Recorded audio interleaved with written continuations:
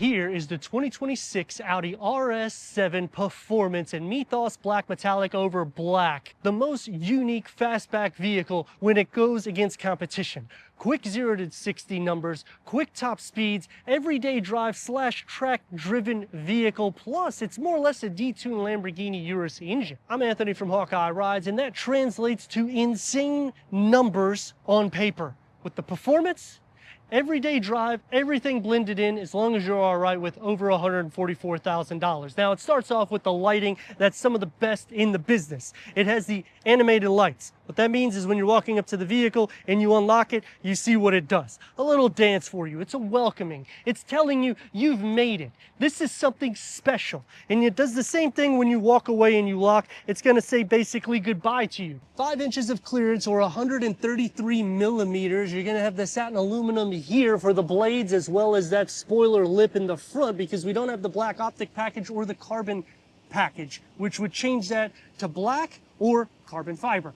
The single frame Audi grille is going to get the glossy black. The O-rings are not going to be blacked out. That's another package as well. But I appreciate seeing the RS7 here, because when you go into the RSQ8, they no longer have that. Even on the RS3, they do a delete for that too. Now, going against competition like BMW and Mercedes is going to be the most expensive example. This starts just a touch over $130,000 MSRP. When you go against BMW, there's a few variants you could go against, but they no longer have the M8 competition, which was my favorite variant, and this actually took its place in the sense of my favorite sports vehicle. Because of what's housed underneath the hood, you have the 4-liter bi-turbo TFSI V8 paired to an 8-speed Tiptronic automatic transmission with standard quattro all-wheel drive.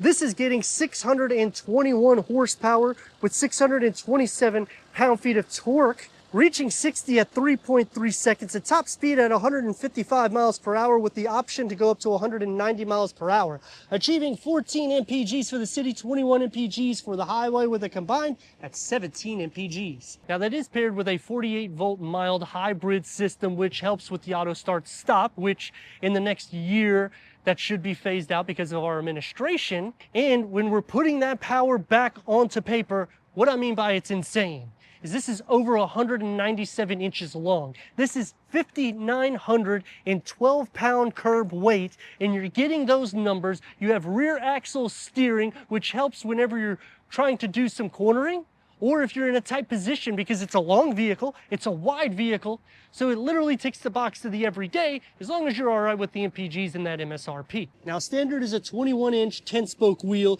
This has an upgraded 22-inch 5Y spoke matte gray wheel. So I like that you can get a standalone, because it does make it a little bit more different in the sense if you're trying to save some money and not get the carbon package or the black optic package, and you still want it to look aggressive, you can go that route. 10 pistons are in the front with the black calipers. With a 16.5-inch disc reading in the front, or 420 millimeters. The rear is at 14.6-inch, or 370.8 millimeters. I do like that you can option the wheels, so it does offset if you don't get the black optic package or that carbon exterior package. And if I'm saying the names of the packages wrong, I don't sell the vehicles. I'm just telling you the specs of what it is. But it does transform the side. This satin aluminum, this here, and around all the windows. The windows are going to get the gloss black, but you'd have the gloss black there, or carbon fiber would be here and here. So it's definitely something to entertain, with a deployable trunk lip spoiler with RS tuned adaptive air suspension, full LED tail lights that wrap around the whole rear. The lower keeps the aggressive stance, the oval exhaust tips, because this is an RS, but unfortunately, when it comes to Audi, BMW, Mercedes, they do kind of nickel and dime you a little bit, because you have to pay for that exhaust to be a little bit more pronounced. And when I'm getting an RS, I don't want to spend an extra $1,000 for an RS Sport exhaust system. I feel that that should be thrown in, because you're already getting the upgraded suspension, the rear axle steering, and that brilliant engine that's housed underneath the hood. But as for competition, would you rather spend more dough, or would you rather go to this? I would go to the RS7 Performance, but let us know your thoughts in the comments. And if you're new to the channel, click the subscribe and the like, because all these clicks help with the algorithm so we can bring more performance vehicles to the channel. Power liftgate going into 24.6 cubic feet of storage. It's a hatchback, which is my favorite because look how long the opening is. This is more than an SUV in a sports car. It's crazy what you're getting. You get a little storage net here with a 12-volt charger. Underneath the floor is going to get a spare tire. From side to side at 41 inches. From front to back at 46 inches. You get bag holders on both sides with LED interior lights, but unfortunately they did mess up because you have to go into the back like almost every vehicle nowadays, and you pull the tab right here to fold at a 40-20-40 split or a 60-40 split. And when they're all down, that is going to maximize the cargo capacity to over 6 feet at 77 inches. So you have your SUV alternative, but this is a V8 twin turbo. We need to go inside and start it up so you can hear that exhaust note.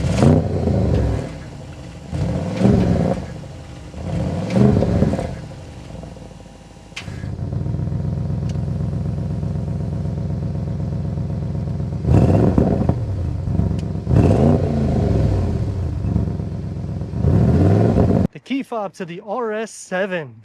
We have the executive package, so that gives us the soft closed doors. That's not going to be standard. 12-way power seat adjustment with Valcona leather wrapped seats. The front seats are sports seats. Heated ventilated seats come standard. RS embossed. You get the quilted or honeycomb design that comes into play. Manual cushion extensions for the front occupants. Memory for the driver. Bang & Olufsen sound system. And the executive package gives you a heads-up display. This whole dashboard is going to be leather. Carbon twill inlays. You get the ambient lighting that's going to surround the gloss black and the Quattro badging. The leather carries on here, as well as the door card here and here. For the passenger side, I have the cushion extensions extended. So it gives you about 2 inches more, so your knees are not necessarily in the air so much. At 6'3", I got 4 inches here. And I have an additional 5 inches here. It is a driver focused setup, and the only con that I have right off the bat is the way the air vents are, because in the S8, these go inwards and come outwards, and either with the gloss black instead of this matte black here. But I do like that it's not all gloss black everywhere. But they do carry the gloss black around this area here. So you're going to see fingerprints. You got an area to put the key fob with a 12-volt and some more plastic, which I'm all right with this because it's easy to clean up. Let's fire it up.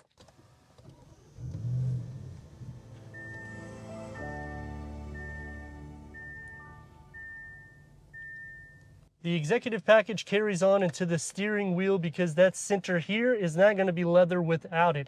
It's perforated, flat bottom, RS badged, multi-function. The paddle shifts. Now we have 3 digital screens, a 12.3 here, a 10.1 here, which is the MMI touchscreen, and an 8.6 that's derived for your climate control, heated and ventilated seats, your driving mode select here. You still have physical buttons. The executive package will also add where the vehicle parks for you, wireless connectivity like your Apple CarPlay, Android Auto, Sirius XM, AM, FM, streaming Bluetooth audio, Amazon Alexa, Wi-Fi hotspot. Put it into reverse.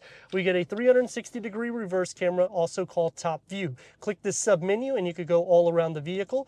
The nice thing about Audi is you can simply just touch and go all around it also. Click onto the 3D again, and now your sub-menu is even larger. And look how many different camera positions you have to make it easier for your reversing or even going forward, because you could do it on both ways. So when you put it into drive, this is the park assist, which you'll push this button here.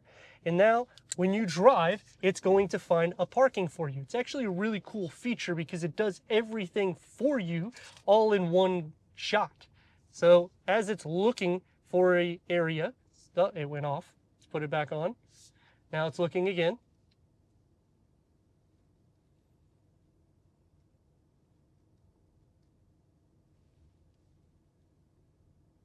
We have a parking right there. Let's see if it finds it.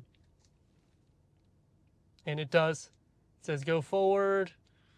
We're going to stop right here. Unfortunately, I couldn't get it to activate it, but I do have it on the RS3, and you can watch that on our Reels, TikTok, Instagram, and Facebook through Hawkeye Rides. Perforated for the gear lever.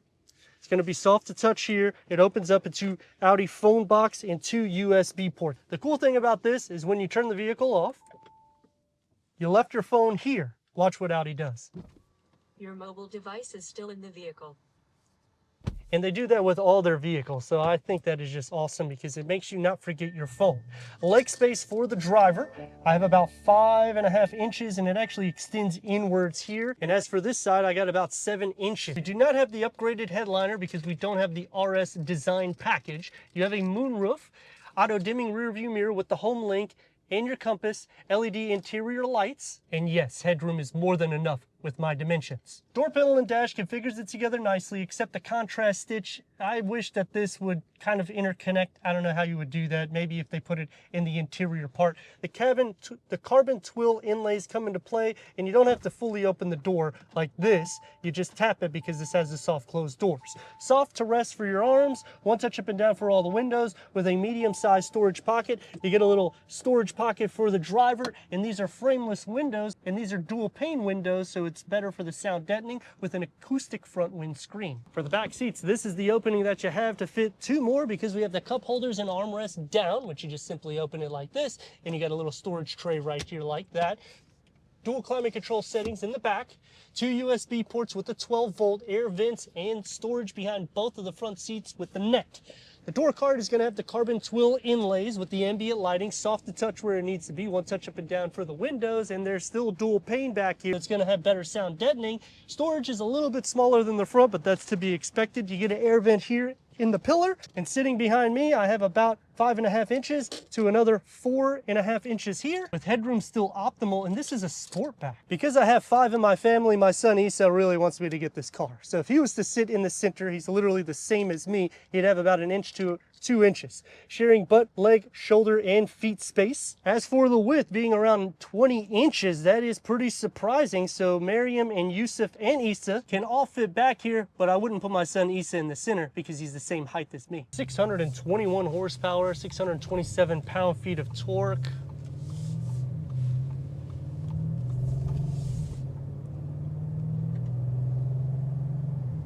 I'm not driving it hard, it's a symphony. I am enjoying what I have right here.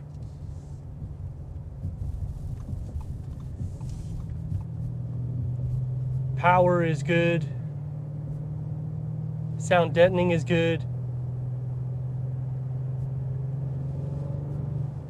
Pickup will just throw you back as soon as you tap the gas. It's ready.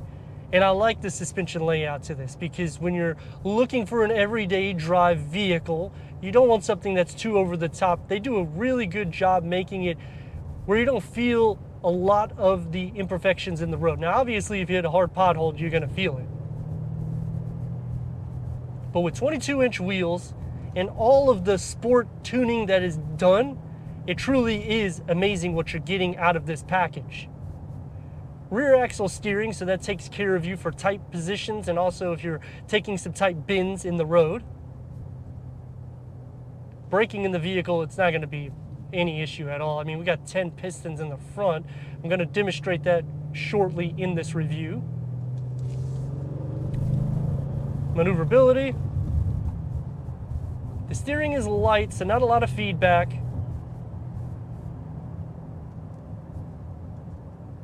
It doesn't feel long or wide, so it's an easy daily vehicle as well as a track vehicle all in one. Now there is a couple things I would definitely consider ticking besides the black optic package or the carbon exterior package. The RS design package in the interior, I would definitely tick the box to that, but I wouldn't tick the box to the RS performance because I don't think I need to unlock over 180 mile per hour top speed. Turn radius at a stop point. It's gonna be tight, right at 2 lanes. Let's rock and roll. Insane. Oh my God, it's insane. It literally just throws you back. Very engaged, very exciting. And the brakes. You can stop on a dime if you need to. And it's always ready and engaged. That's what I like about this vehicle. You don't have to be concerned about that 48 volt mild hybrid system. It's really only derived to help in between the turbos, but it also helps with the auto start stop. So what we're gonna do is show you some of the turbo lag. We slowed it down to about 35, and that's in comfort. Takes a little bit of hesitation. Now we're going to clean it up by putting it into dynamics. This is kind of that everyday RS mode. And you can see what I mean. The performance is there. It literally unlocks it. 10 pistons in the front, so you're not so concerned about breakage because you have it. And the exhaust will filter in all the time, even in a custom mode. So I appreciate that too. But I really like it in dynamic and RS. Also lets the car breathe a little bit because you're going to be hitting basically 3 RPM, whereas when you put it into a comfort, which is kind of like an eco mode, it does get a lot more quiet. This is kind of taking family out of the state of Florida, or maybe going into Orlando. The nice thing too about this is you can fit 5 adults my dimensions, plus you still have cargo because this is a hatchback. You don't feel any pulse. Seat comfort is good. It's not so sport derived like a BMW, but it's not so comfortable like a Mercedes. It's kind of in between. But when you go into variants that compete against this, I would say that this is one of the more comfortable vehicles because Mercedes still gets a little bit more firm for my liking on those models. Now, as for some cons, you have to do everything through screens, so you will be taking your eyes off the road a lot more than you want to.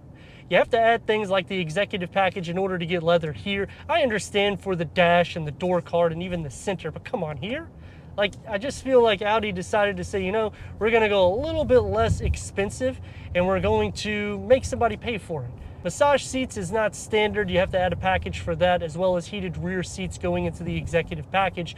At some point, it does feel like you are starting to just pay a little extra. And if you're gonna do that, just raise the MSRP because it starts just over 130 grand. That makes me have to add over $14,000 of features to get this to look like the way it is, and it still doesn't have some of the desirable packages that I would add. I feel that it's definitely worth 140 to 150 grand because of the performance that you're getting, and it's still a comfortable cruising vehicle for your everyday drive. So it literally captures the best of both worlds. As for competition, this is going to be the least expensive. And for car enthusiasts, they're gonna love seeing somebody pulling up with this. I mean, let me know your thoughts in the comments, and if you're new to the channel, consider subscribing. Check out this next video right here.